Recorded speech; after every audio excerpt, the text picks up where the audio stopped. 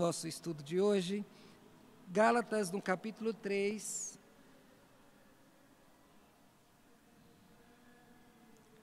Gálatas 3, de 1 a 9. Só antes da leitura, lembrar dos nossos avisos. No próximo sábado, teremos um churrasco ali no lote da irmã Eunice, fica no INCRA 9. E aí pedimos aos irmãos que têm carro, venham com seus carros. A gente deve sair daqui por volta de... vamos reunir aqui às 4h30, que lá a gente está marcado para 5 horas. Então, cada família é para levar 1 quilo de carne e meio quilo de linguiça e o refrigerante que quiser. E aí, então, nós vamos nos reunir lá para fazer o churrasco. Então, cada um venha no seu carro. Se sobrar carro, a gente guarda aqui dentro no estacionamento da igreja, não tem problema. Mas aí vamos, então, e vamos até a hora que todo mundo estiver cansado, então, a gente começa o churrasco, mais à noite a gente faz uma devocional e a gente vai ter um momento de comunhão e vamos comer carne também, vamos nos divertir, né? Que a gente também é humano, né? Então, não vamos nos esquecer, então, dessa nossa programação. Então, vamos lá, Gálatas, capítulo 3, a partir do verso 1. Ó Gálatas insensatos, quem vos fascinou a vós outros, ante cujos olhos foi Jesus Cristo exposto como crucificado? Quero apenas saber isso de vós. Recebestes o Espírito pelas obras da lei ou pela pregação da fé? Sois assim insensatos, que tendo começado no Espírito, estejais agora vos aperfeiçoando na carne? Terá sido em vão que tantas coisas sofrestes, se na verdade foram em vão. Aquele, pois, que vos concede o Espírito e que opera milagres entre vós, porventura o faz pelas obras da lei ou pela pregação da fé? É o caso de Abraão, que creu em Deus, e isso lhe foi imputado para a justiça. Sabei, pois, que os da fé é que são filhos de Abraão. Ora, tendo a Escritura previsto que Deus justificaria pela fé os gentios, preanunciou o Evangelho a Abraão: em ti serão abençoadas todos os povos, de modo que os da fé são abençoados com o crente Abraão. Pediu o Rodrigo, por favor, presbítero Rodrigo, faça essa oração.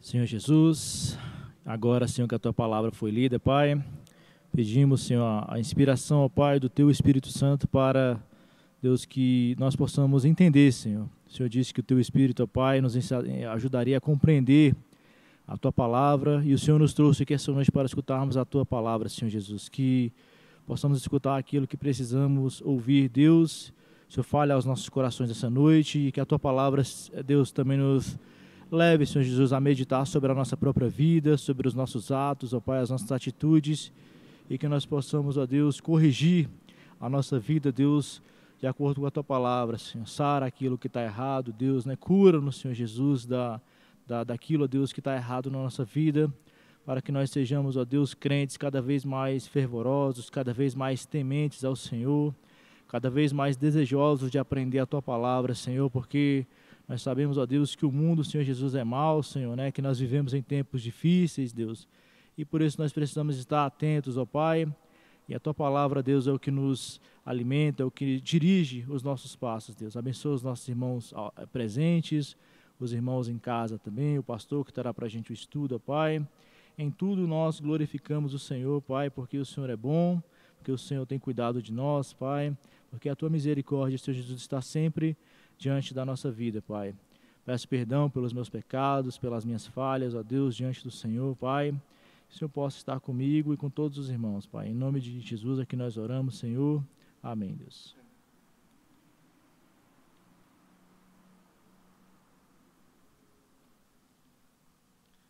Ó Gálatas insensatos, quem vos fascinou a vós outros, ante cujos olhos foi Jesus Cristo exposto como crucificado? Meus irmãos, a palavra-chave do estudo de hoje é fascínio. A pessoa fascinada, ela fica fora de si. A pessoa fascinada, ela perde a razão.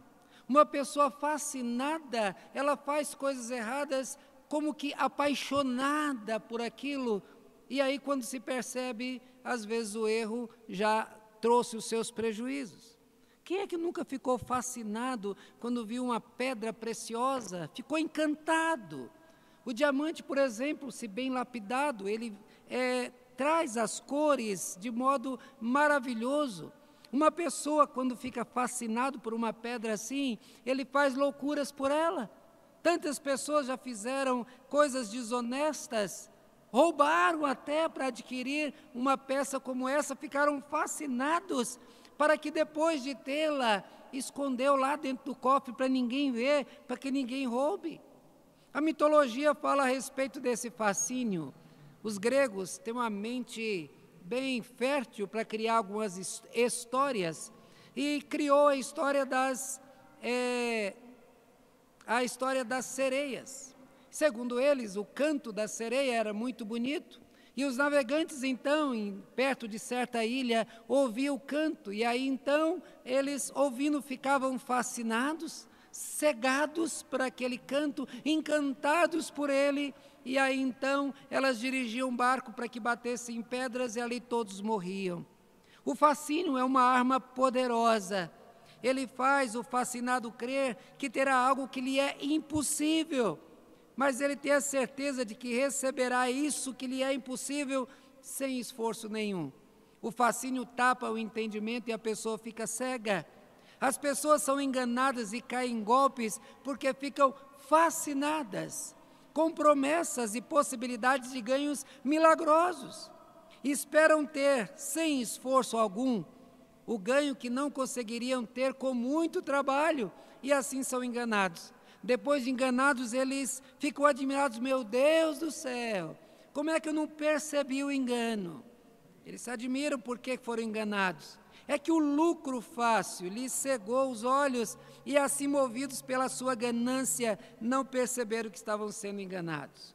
O texto ele fala aqui de um outro fascínio, mas que do mesmo modo tem cegado pessoas que um dia estiveram diante do maior tesouro, do brilho mais fascinante, mas que, fascinados, viraram as costas e desprezaram o que viram, por crer que poderia ter algo com as suas próprias conquistas.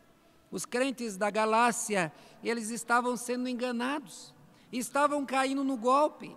Judeus se infiltraram na igreja, fingiram serem crentes, ganharam a confiança deles e lhes deram uma possibilidade que lhes pareceu melhor do que crer e depender de Cristo para a salvação.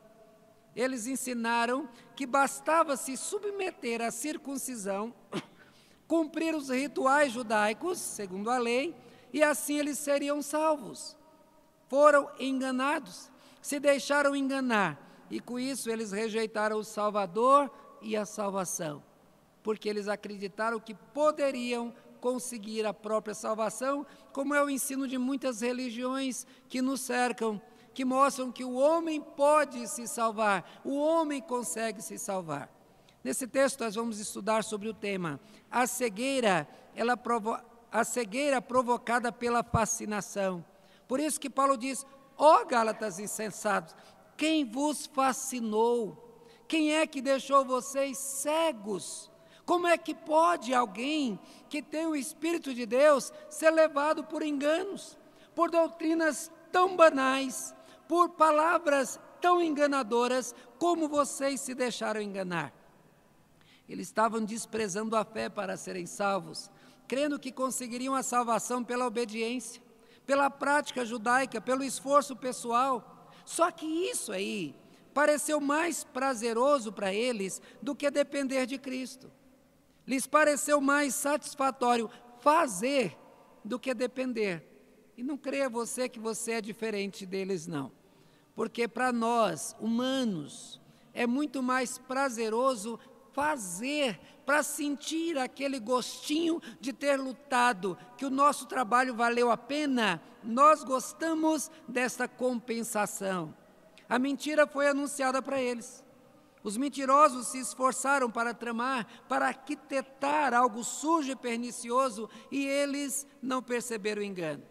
Fizeram de tal forma que eles seriam enganados, seriam destruídos, fariam isso de bom grado, crendo que eles estavam tomando a melhor da decisão e fazendo o melhor dos negócios. Desde o início, Satanás tem fascinado as pessoas. Ele tem palavras muito bonitas, ele sabe tocar no desejo das pessoas e as palavras ficam gravadas. E elas vão sendo enganados.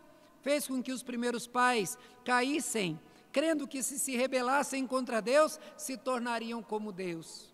Tem feito com que homens creiam que virarão mulheres, que mulheres virarão homens, que velhas se tornarão jovens e que pobres vão ficar ricos sem trabalhar. Olham apenas para a promessa e não conseguem perceber que os obstáculos do caminho vão impedir que esta promessa se concretize. Com isso, caem em abismos que estão diante de si, sem tomar nenhuma atitude para se salvarem. Hoje, então, vamos ver como primeiro item o que esse fascínio faz. Primeiro item é que ele faz com que aqueles que começaram bem se desviem da verdade. Veja o que o texto diz: quero apenas saber isso de vós. Recebestes o Espírito pela obra da lei ou pela pregação da fé? Sois assim insensatos, que tendo começado no Espírito, estáis agora aperfeiçoando na carne. Irmãos, quantas pessoas que estão hoje perdidas, quantas delas tiveram uma longa caminhada na igreja, professaram a sua fé, foram batizados, trabalharam profundamente na igreja, doaram, serviram, mas algo aconteceu na sua mente, o brilho desvaneceu, o desejo acabou e tudo aquilo que dava alegria agora não desperta prazer nenhum. Veja bem, essas pessoas, algo aconteceu nelas que mudou a situação. A base do seu pensamento mudou, as suas aspirações transformaram, deixaram os valores terrenos substituírem os valores celestiais. Aquilo que antes era divino, desejado, agora é desprezado. Agindo assim, eles desprezam todo o bem que receberam do alto. Os Gálatas estavam desprezando a verdade, se apropriando em mentiras, estavam tirando as suas bases da rocha e firmando ela em areia movediça. Paulo lhes fez uma pergunta: eu quero saber isso de vós. Recebeste o Espírito pelas obras da lei ou pela pregação da fé? O Espírito Santo é base da fé cristã. É Ele quem dá vida ao coração morto. É Ele que dá entendimento ao coração daquele que não pode discernir entre o bem e o mal. Ele faz com que a pessoa deseje o bem, pratique coisas boas, quando antes já estava acostumado a só fazer o mal. Tudo o que temos de bom em nosso coração é fruto da ação transformadora do Espírito. Ninguém é bom se o Espírito Santo não fizer a obra no seu coração. Do contrário, todos fariam o mal, todo o mal, que nem ao menos nós podemos imaginar. Receber a salvação e tomar posse dela é obra redentora de Cristo. Aquilo que Ele fez na cruz por nós, a nosso favor, é crer que Ele fez na cruz por mim o que eu não posso fazer. Crer em Cristo é depender dEle para a salvação e depender dEle. Isso leva a ter a certeza de que nada pode desfazer o que foi concretizado na cruz.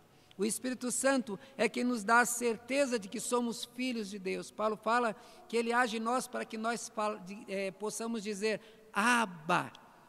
Tem muita gente que traduz esse Abba de várias formas, mas é simples.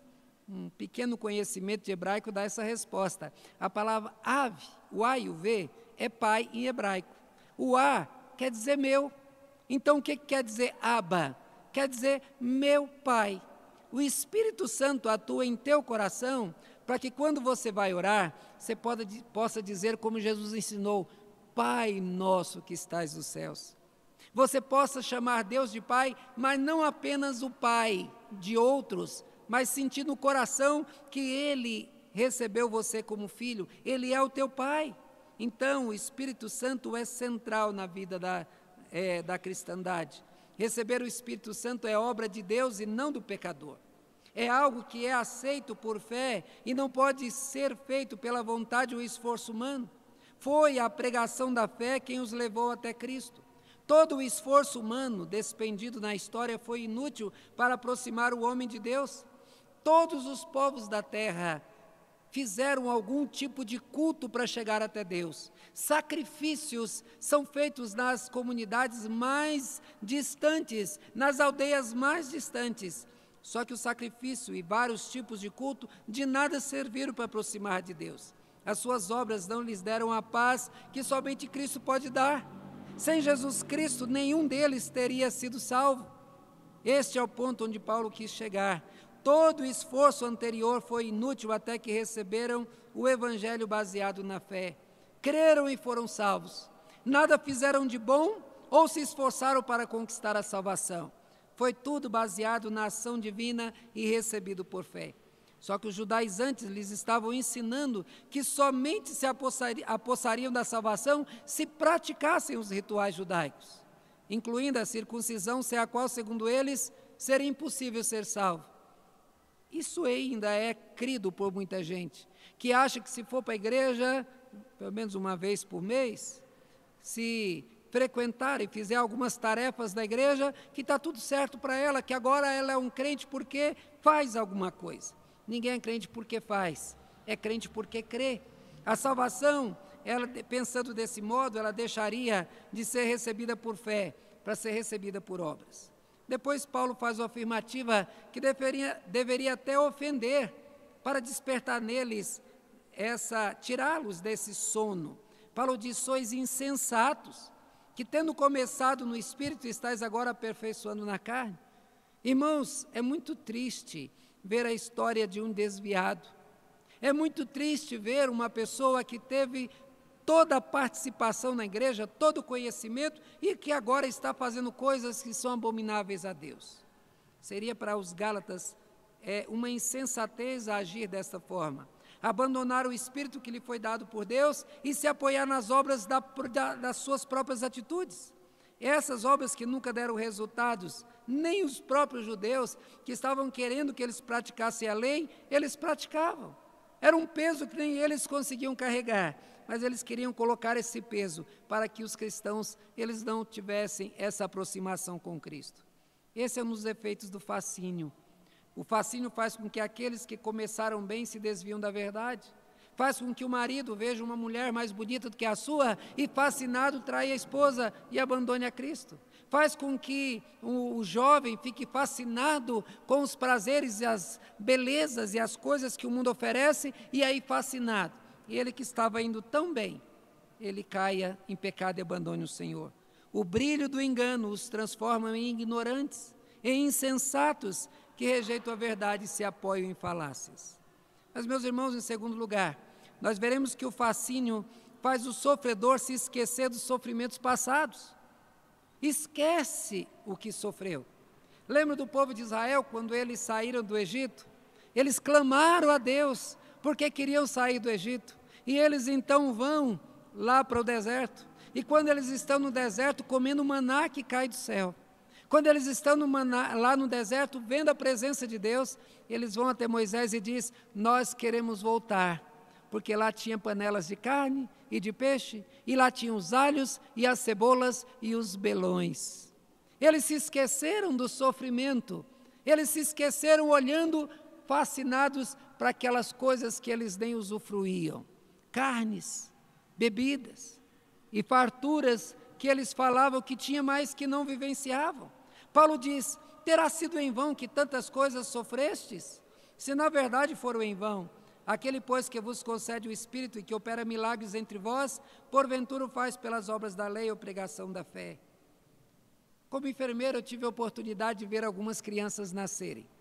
Eu participei de mais de 200 partos no tempo que eu era enfermeiro. E uma das coisas que a gente percebe ali, naquele momento de dor, é que uma coisa extraordinária, inexplicável, o nascimento de uma criança. É muito sofrimento. E a pergunta é: como uma mulher que sofre tanto para ter um filho, como é que ela pode escolher passar por isso para ter um bebê na mão? E aí, logo que passa aquele momento que aquela criança é colocada no colo dela, ela nem lembra mais que sofreu.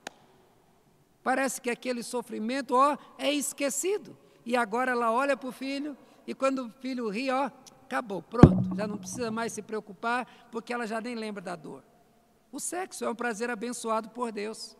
Ele deve seguir as normas que Deus deixou para o casal, para que o sexo não cause pecado e nem culpa. Mas um dos efeitos do sexo é a geração de filhos. O prazer é desejado, porém a mulher que passou pelas dores de parto não deveria esquecer da dor. Porém, o prazer do relacionamento conjugal faz com que mulheres se esqueçam de quão dolorido foi gerar e ter um filho, e aí, fascinada pelo prazer, acabam grávidas novamente e passam por tudo de novo, e depois de novo. Minha mãe passou por isso 11 vezes.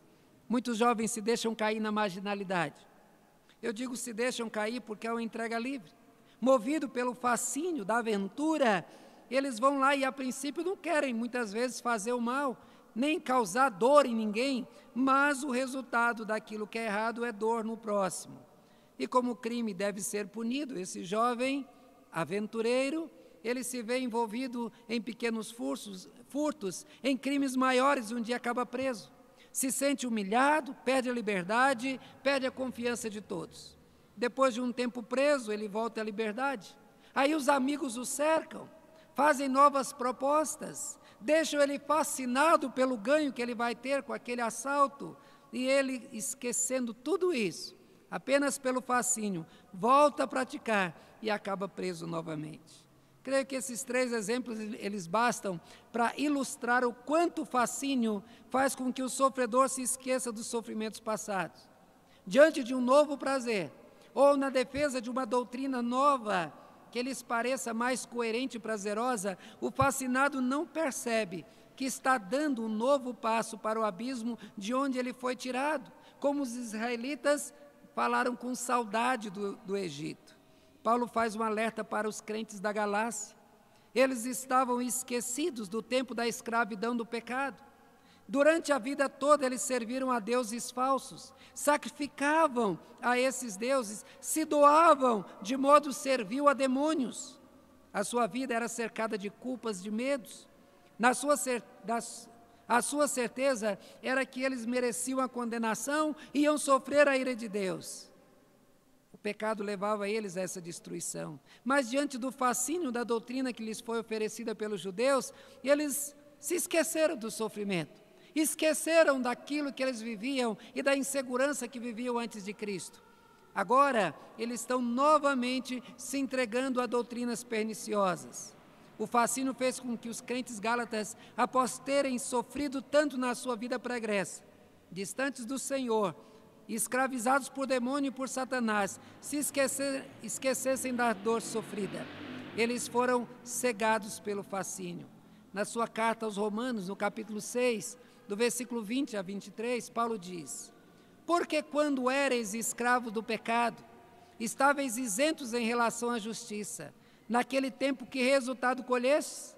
Somente as coisas de que agora vos envergonhais, porque o fim delas é morte. Será que um crente tem prazer de contar as suas aventuras quando ele estava desviado? Do tempo que ele andava nas trevas? Não, como diz aqui, que resultado colhestes? Somente aquilo que agora vos envergonhais.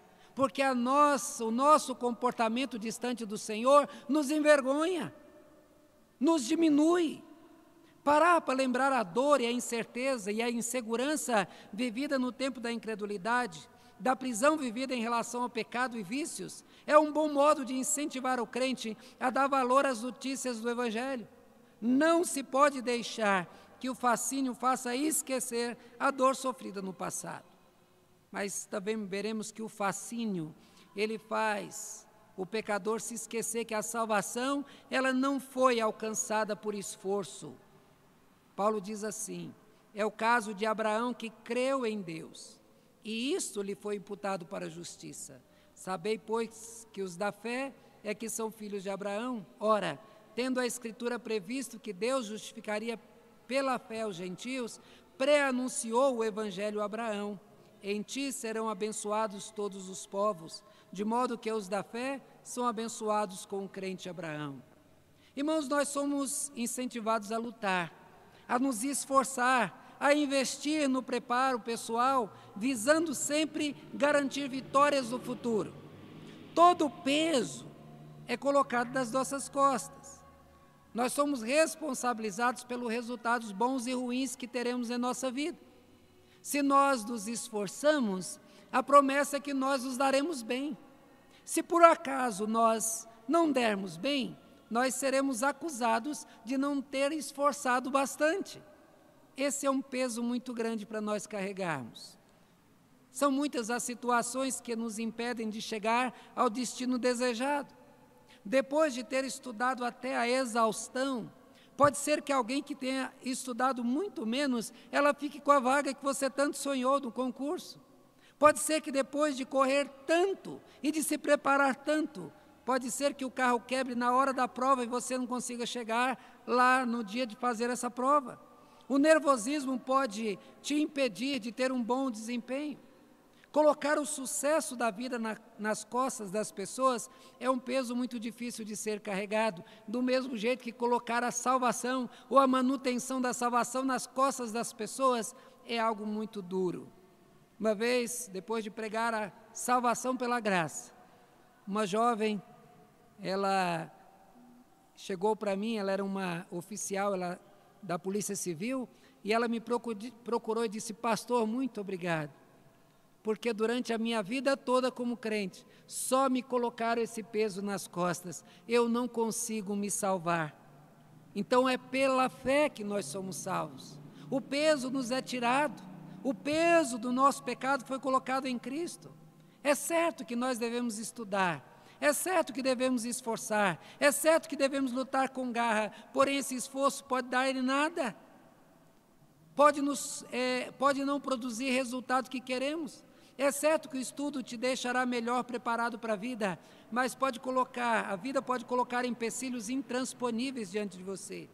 Muitas pessoas falam de sorte por terem conseguido coisas que possuem, algo lhes aconteceu e mesmo não estando preparado para, como os demais competidores, conseguiu aquele desempenho admirável e acabou então na frente.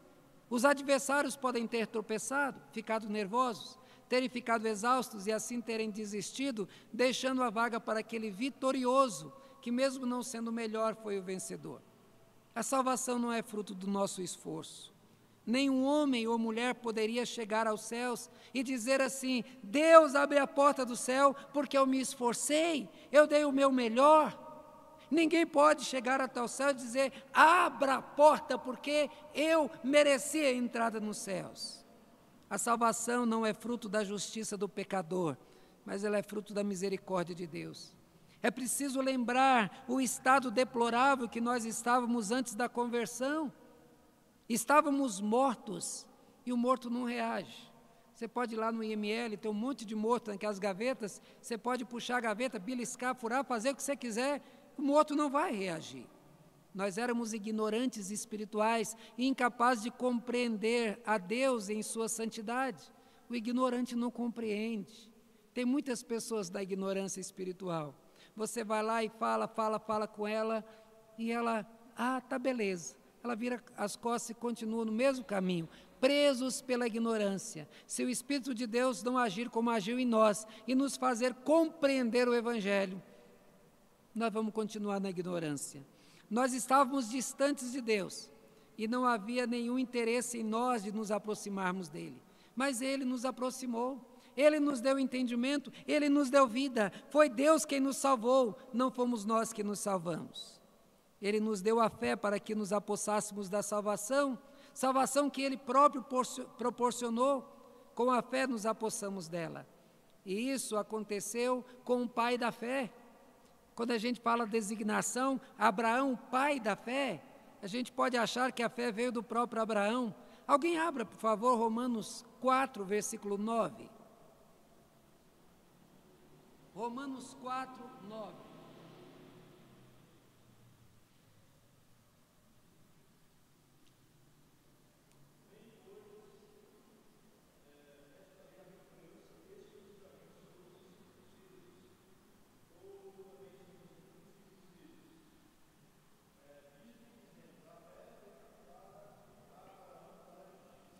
O que diz aí? De onde é que veio a fé? Veio de Abraão? Ele não é o pai da fé? Então a fé veio dele. O texto diz: a fé foi imputada em Abraão para que ele cresce. Ele não creu por isso, e essa mesma fé é imputada em nós para que nós creiamos. Olha, Abraão foi colocado à prova. Deus lhe pediu o filho em sacrifício. Em Hebreus diz que Abraão creu que Deus poderia ressuscitar o seu filho até das cinzas. Ele creu na palavra de Deus. Deus disse: desse filho eu farei de você uma grande nação. Eu vou multiplicar a tua descendência desse filho. O que ele pensou? Se Deus, ele disse que vai fazer desse filho uma grande nação, e se ele pediu esse filho, ele pode ressuscitar esse filho até das cinzas. Ele creu na palavra do Senhor. Outra coisa, irmãos, para nos livrarmos do pecado, nós temos que tomar consciência dos males que o pecado traz. Precisamos agir para nos livrar do pecado, para abandoná-lo completamente. A isso nós chamamos de arrependimento. Para sermos salvos, temos de nos arrepender dos nossos pecados e buscar a misericórdia divina. Então a questão é, como um pecador pode se arrepender? Ele faz isso de livre vontade? Não. Alguém leia para mim Romanos 2, 4. O que lá diz a respeito do arrependimento? Romanos 2, 4. Pode ler, quem achou.